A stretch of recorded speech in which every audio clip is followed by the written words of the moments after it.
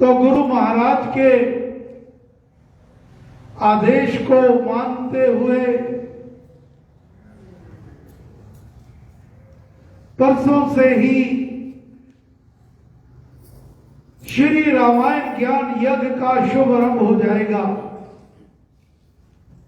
स्थान रहेगा श्री राम नाम सेवा सदन।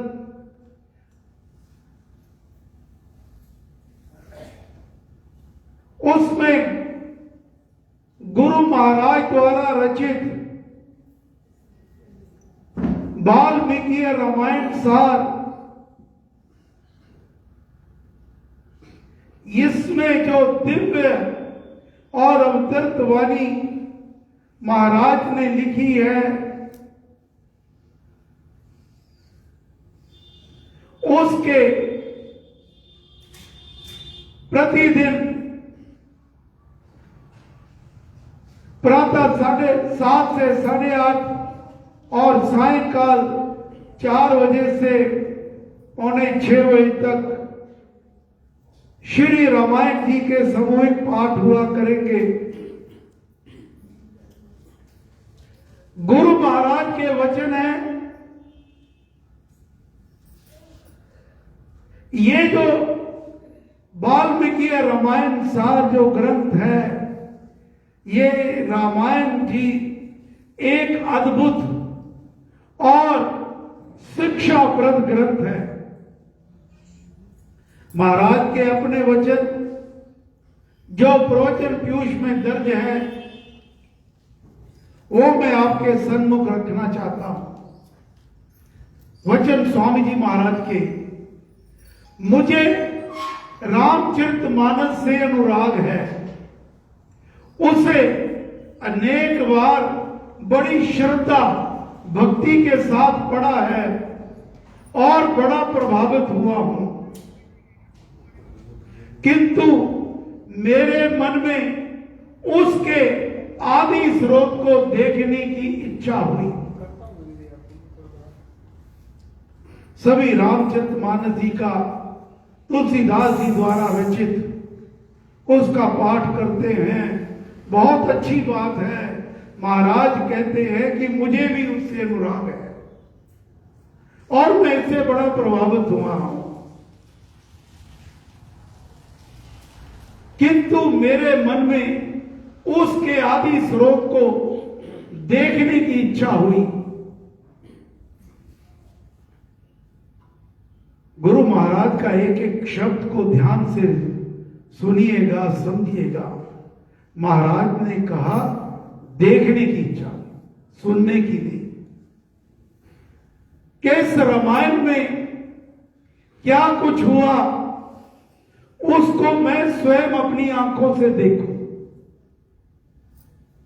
उसका स्रोत क्या है, कहां से वो प्रकट हुई। तब मैंने वाल्मीकि रामायण में उसका स्रोत पाया। सर्वप्रथम जो रामायण है वो वाल्मीकि जी महाराज ने उसकी रचना करी थी, रामचंद्र जी महाराज के जन्म से बहुत पहले। स्वामी जी महाराज फरमाते हैं, मैंने उसे ध्यान से पढ़ा और मेरे मन में आया, इसका तो मैं भी रामचरितमानस की तरह दोहे और चौपाइयों से अनुवाद कर सकता हूं। और मैंने लिखना आरंभ कर दिया। मेरे मन में भाव आते गए और मैं लिखता गया। मुझे ऐसे लगा मानो राम मेरे अंदर बैठे स्वयं लिखा रहे हैं। यंत्र बना मैं लिखता गया। कितनी विनम्रता। महाराज कहते मैं तो केवल यंत्र था, शक्ति वो लिखवाने वाली स्वयं राम थे जो मेरे भीतर समाकर लिखवा रहे थे। मैं अपने आप को एक यंत्र के रूप में देखता था, उसका संचालक तो राम था। अनेक स्थलों पर मैं स्वयं मुग्ध हो गया कि कैसे कैसे भाव प्रकट हो रहे हैं। मैंने सारी रामायण का अनुवाद नहीं किया, जो स्थल सामने आते गए उन्हीं का अनुवाद होता दिखता गया। इसका ये अर्थ नहीं कि मुझे अन्य स्थल पसंद नहीं है, पर वे आजकल के समय के लिए उपयोगी नहीं जान पड़े। उनमें बड़ा आनंद है और अच्छे भी लगे, पर उनका अनुवाद नहीं हुआ। हरि की तो अनेकों कथाएं हैं, अनेकों रूप हैं, अनेकों रंग हैं, जिसको कोई भी एक में समेट नहीं पा सकता। तो स्वामी जी महाराज फरमाते हैं कि मैंने उसको बार बार पढ़ा और जो स्वयं अनुभव किया उसको मैं लिखता गया। मैं बार बार अनुभव करता रहा, राम बैठे लिखा रहे हैं, उनकी कृपा बरस रही है, उन्होंने जो लिखाया सो लिखा, मेरा इसमें कोई अभिमान नहीं है। जो प्रार्थना प्रकट हुई या अन्य संतों की प्रार्थनाएं मैंने पढ़ी, मुझे लगा इनमें उनको अपनी तरफ से जोड़ी हुई कोई बात नहीं है। सब हृदय के भाव थे जो प्रकट हो गए। मैं प्रभु कृपा को बार बार अनुभव करता गया। लिखने के बाद जब मैंने पढ़ा तब स्वयं अपने पर मुग्ध हो गया। महाराज के शब्द हैं, जब मैंने अपनी इस रचना को पढ़ा तो अपने आप पे मुग्ध हो गया कि ये मैंने, तब ये अनुभव हुआ कि ये तो राम करवाने वाले राम है।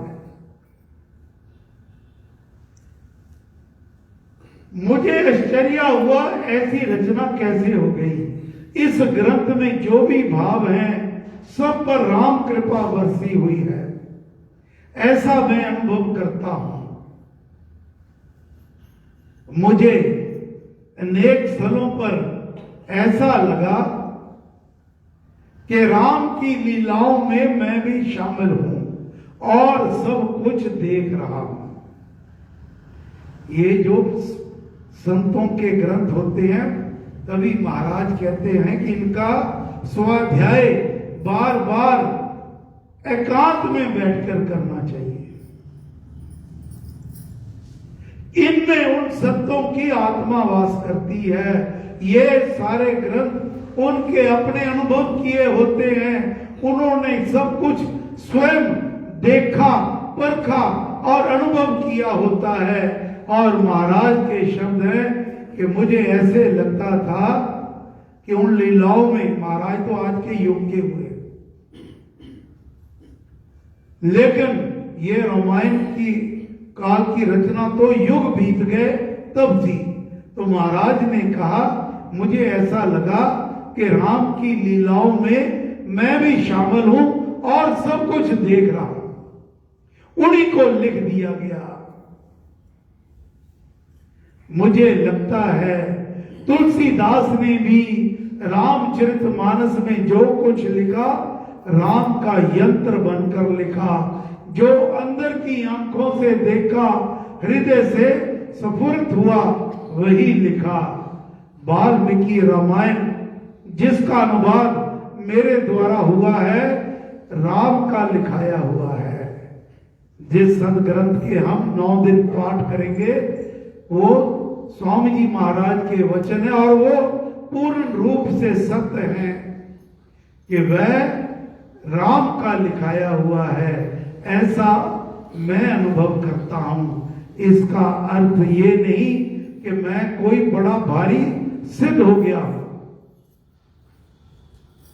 मैं तो बहुत ही नगण्य व्यक्ति हूं, तुच्छ व्यक्ति हूं, पर राम ने मुझसे ये काम ले लिया, ये मैं अनुभव करता हूं। ये है श्री वाल्मीकि रामायण सार सदग्रंथ, जिसकी रचना गुरु महाराज ने की और राम जी ने उनसे स्वयं करवाई।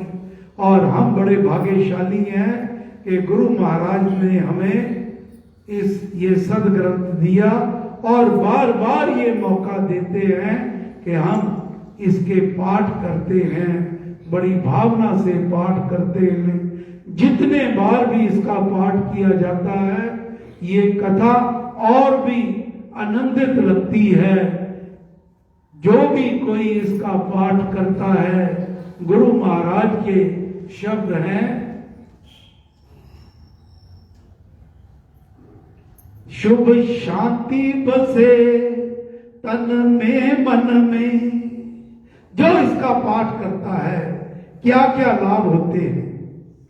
नंबर 1, तन में और मन में शुभ का और शांति का वास होता है। और मुद मंगल मोद मनोगम आवे, समुज्वल जीवन ज्योत जगे, जग जातिक जीवन भी जग जावे।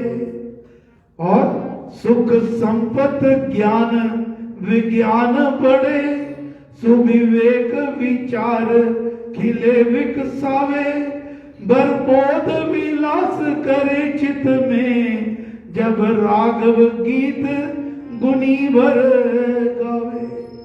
जब हम राम के गीतों का गुणगान करते हैं तो हमारे अंदर की जो निराशा होती है, जो अंधकार का पर्दा पड़ा है, अज्ञान का पर्दा पड़ा है, वो दूर हो जाया करता है। और परमेश्वर श्री राम उनकी दिव्य ज्योति हमारे घट मंदिर में सदा सदा के लिए स्थापित हो जाती है। हे गुरु महाराज, हम सब आपकी चरण शरण में हैं। हम पर कृपा करो, मेहर करो, दया करो। हे प्रभु श्री राम, हम पर कृपा करना। हम आपके ही द्वारा ये दिव्य ग्रंथ जो आपने गुरु महाराज से लिखवाया, इसका पाठ नियमित रूप से, बड़ी भावना से, बड़े प्रेम से और दृढ़ विश्वास पक्का होना चाहिए कि मैं इसका पाठ जो कर रहा हूं, कर रही हूं, उसका ये मेरे लिए मंगलकारी होगा, मेरे परिवार के लिए मंगलकारी होगा। गुरु महाराज का आशीर्वाद है, जो भी कोई इन 9 दिनों में नियमित रूप से रामायण जी के पाठ करेगा, परमेश्वर श्री राम उस पर कृपा करेंगे, मेहर करेंगे, दया करेंगे। जय श्री राम, जय श्री राम, जय श्री राम। जैसे कि अभी अभी मैंने सारा बताया, परसों मंगलवार प्रातः 7 से 8:30 बजे से इस श्री रामायण ज्ञान यज्ञ का शुभारंभ होगा। मेरे निवास स्थान श्री राम नाम सेवा सदन